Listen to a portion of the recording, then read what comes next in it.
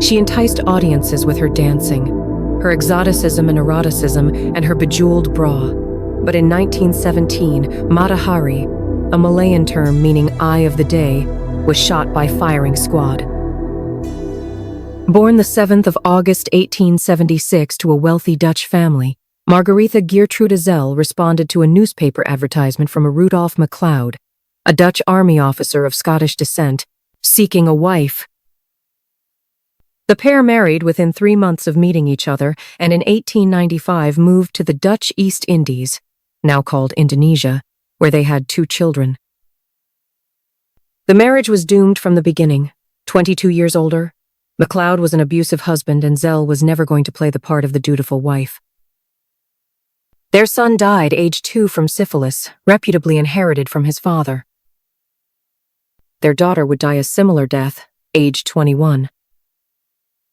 In 1902, on their return to the Netherlands, they separated. Unable to find work and uncertain about her future, Zelle moved to Paris and there changed her name to Mata Hari, claiming she originated from India and was the daughter of a temple dancer.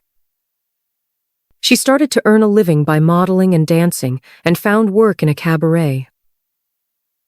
Exotically dressed, she became a huge success and was feted by the powerful and rich of Paris, taking on a number of influential lovers.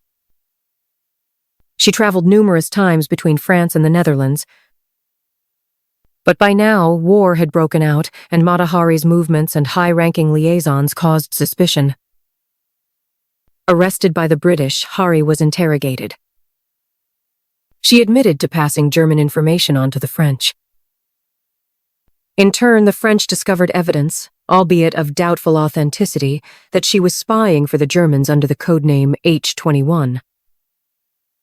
Hari had indeed been recruited by the Germans, given her codename and received 20,000 francs as a down payment. Never one to turn down money, she accepted it but did no spying in return, nor ever felt obliged to. Returning to Paris, Hari was then arrested by the French and accused of being a double agent. The evidence against her was virtually non-existent, and the prosecution found not a single item or piece of information passed from Mata Hari to the Germans. The trial itself was of dubious nature as her defense was prohibited from cross-examining witnesses.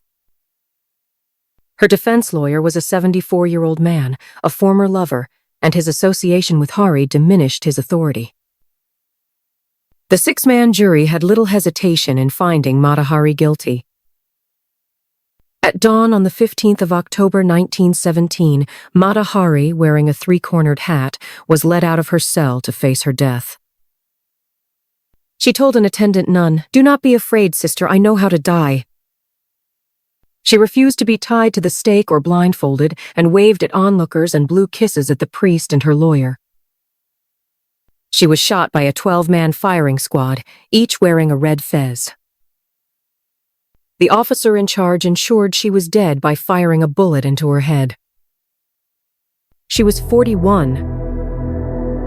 30 years later, one of the prosecutors admitted that there wasn't enough evidence against Mata Hari to flog a cat.